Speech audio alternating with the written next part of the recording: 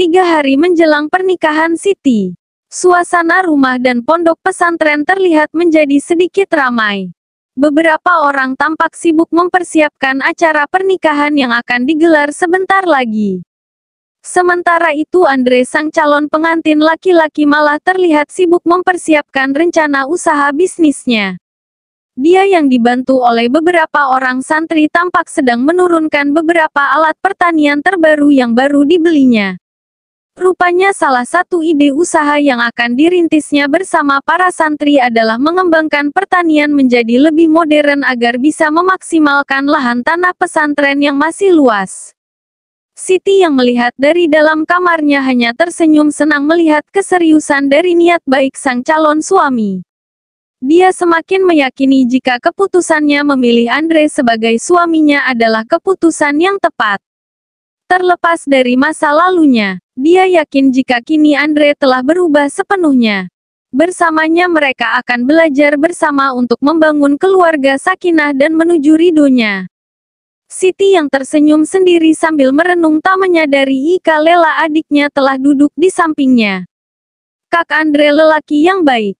Kakak tidak salah memilihnya untuk menjadi suami kakak. Ucap Lela seolah tahu apa yang sedang dipikirkan oleh sang kakak. Siti tampak kaget. Dia langsung tersenyum malu. Lela lalu tersenyum. Dia memegang tangan Siti. Aku yakin jika Abah masih ada, beliau juga pasti merestui pilihan kakak. Mendengar nama almarhum Abah disebut, raut wajah Siti langsung berubah. Lela menyadari kesalahannya. Karena dengan tidak sengaja dia telah merubah suasana hati kakaknya menjadi sedih. Kak, maafkan aku telah mengingatkan kakak pada almarhum Abah. Lela menggenggam erat tangan Siti lebih erat. Siti berusaha untuk tersenyum. Tidak apa-apa, jawabnya pelan sambil memandangi wajah sang adik. Lela ikut tersenyum. Dia lalu berpamitan pada Siti untuk pergi keluar kamar. Dik, tunggu. Siti menahannya, menarik tangan Lela untuk kembali duduk di sampingnya. Ada yang mau kakak tanyakan? Apa kak? Siti terlihat ragu. Setelah kakak menikah nanti, Umi dan kakak laki-laki kita pasti akan mulai langsung mencarikan suami untukmu. Raut wajah Lela berubah kelam. Dia langsung menunduk. Apa kamu siap? Lela tak menjawab. Dia hanya terus menundukkan kepalanya. Dik, tanya Siti lagi. Perlahan Lela mengangkat wajahnya. Berusaha tersenyum. Siap tidak siap tetap harus siapkan kak.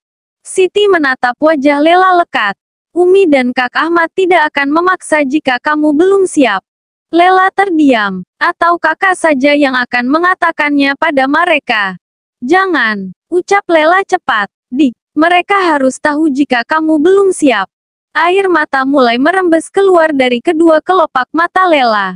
Siti langsung memeluk adiknya. Setelah kakak menikah nanti, kakak akan bantu mengatakannya pada mereka. Kamu tenang saja. Umi dan Kak Ahmad pasti akan mengerti kok. Ucap Siti sambil memeluk adiknya. Lela mengangguk pelan sambil menyeka air matanya. Zaidan tampak kelelahan setelah seharian ini dia dan sang istri berbenah di apartemen baru mereka. Di hari keempat pasca keduanya telah sah menjadi pasangan suami istri. Mereka memutuskan untuk segera pindah ke apartemen yang telah disiapkan Zaidan untuk dia tempati bersama Anita.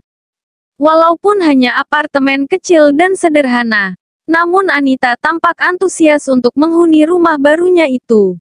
Dia yang notabene terlahir dari keluarga yang cukup berada nampak sama sekali tak keberatan untuk tinggal di sana. Dan hal itu tentu saja membuat Zaidan bersyukur mempunyai istri seperti Anita yang menerima dirinya apa adanya. Di sela istirahatnya, Zaidan yang menyandarkan tubuhnya pada sandaran sofa terus melihat Anita yang tengah sibuk menyiapkan minuman untuknya di dapur. Dengan tatapan penuh cinta, kedua matanya seakan tak ingin lepas untuk terus melihat istrinya. Anita yang menyadari jika suaminya terus memperhatikannya hanya bisa tersenyum malu. Dia kemudian menghampiri suaminya dengan membawa nampan di tangannya. Kenapa? Kenapa terus melihatku seperti itu? Tanya Anita sambil menyimpan nampan berisikan 2 gelas jus jeruk buatannya di atas meja lalu duduk di samping suaminya. Zaidan tak menjawab. Dia hanya terus menatap istrinya dengan mesra. Anita lantas mengambil 2 gelas di atas meja. Salah satunya dia berikan kepada suaminya. Zaidan mengambil gelas itu namun dia tidak langsung meminum isinya. Lain halnya dengan Anita yang langsung meminumnya. Anita yang selesai minum heran melihat suaminya tidak meminum air pemberiannya. "Kenapa tidak minum?" katanya tadi haus sekali. Bukannya menjawab. Zaidan malah menyimpan gelas di tangannya ke atas meja. Dia langsung mengambil gelas di tangan istrinya. Lalu meminum isinya yang tinggal setengah lagi. Tepat di bekas bibir istrinya. Tentu saja hal itu membuat Anita kaget. "Jorok, kenapa minum di gelas bekas minumku?" Zaidan yang selesai minum hanya tersenyum melihat Anita. Rasulullah juga minum di gelas bekas istrinya. Rasulullah menempelkan mulutnya pada bekas makan dan minum istrinya.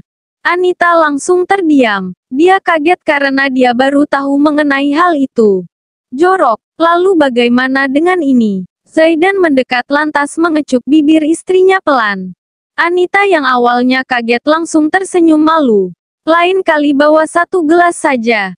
Kita akan selalu minum di gelas yang sama," ucap Zaidan dilanjutkan dengan kembali mengecup bibir Anita. Sehari sebelum hari pernikahannya, Andre masih juga sibuk mengurusi pekerjaannya. Dia sibuk memainkan laptopnya di ruang keluarga di tengah kebisingan bibi dan juga saudara-saudaranya yang lain yang tengah sibuk mempersiapkan hantaran untuk pernikahannya besok. Tiba-tiba ponselnya berdering. Setelah berbicara sebentar dia nampak bersiap akan pergi karena rupanya ada sesuatu yang mendesak harus dia urus di pondok pesantren. Setelah berpamitan pada bibinya dia langsung pergi dengan mobilnya. Tak butuh waktu lama karena memang jaraknya yang dekat. Andre telah sampai di sana. Dia langsung menemui para santri yang membutuhkan arahannya. Setelah beberapa saat di sana dan urusannya beres dia berniat kembali pulang. Sambil berjalan menuju mobilnya sekilas dia melirik rumah Umi yang tampak lebih ramai dari biasanya. Beberapa orang nampak lalu lalang sibuk mempersiapkan acara pernikahannya besok. Andre tersenyum sambil memikirkan jika besok dirinya akan menjadi seorang pengantin. Mengingat itu rasa-rasanya dia sudah tak sabar lagi untuk menanti hari esok. Namun tiba-tiba langkahnya terhenti karena melihat sebuah kendaraan yang dia kenali parkir di samping mobilnya. Dia segera berbalik arah bermaksud untuk sembunyi dari si pengendara mobil yang baru saja turun yang ternyata adalah seorang wanita cantik. Sampai kapan Kak Andre akan sembunyi? Siti secara kebetulan melihat apa yang terjadi. Seperti kejadian sebelumnya dia tahu jika calon suaminya kembali akan bersembunyi dari wanita yang mencarinya. Andre tentu saja kaget hingga terkesiap karena calon istrinya itu ada di sana. Belum dirinya menjawab pertanyaan Siti. Wanita tadi memanggilnya. Andre nampak gugup. Dia berdiri di tengah-tengah antara Siti dan Lydia, rekan bisnisnya yang terus berjalan mendekatinya. "Ah, akhirnya aku menemukanmu," ucap wanita itu dengan lega dan senang sambil melihat Andre. "Kamu sudah sembuh kan? Kalau begitu cepat ikut aku kembali ke kota dan kita kembali kerja. Kamu tahu semua orang mencarimu. Mereka ingin kamu kembali bergabung ke perusahaan dan menjalankan bisnis lagi karena kita ada proyek besar dan kita akan mendapatkan keuntungan yang sangat banyak," ucap Lydia dengan antusias. "Maaf, aku tidak bisa," jawab Andre cepat dan yakin. Lydia mengerutkan keningnya. Sementara Siti hanya memperhatikan keduanya. "Tapi ini proyek besar. Proyek yang sudah kita nanti-nantikan selama ini." Andre menggelengkan kepalanya. "Aku juga sedang ada proyek besar di sini." Andre menunjuk ke seluruh penjuru pesantren. Lydia memperhatikan sekelilingnya. "Di sini, proyek apa?" Lydia tertawa karena merasa lucu. "Calon suamiku sedang berbisnis dengan Allah. Keuntungan yang akan diperolehnya tak terhingga dan tak terhitung dengan uang.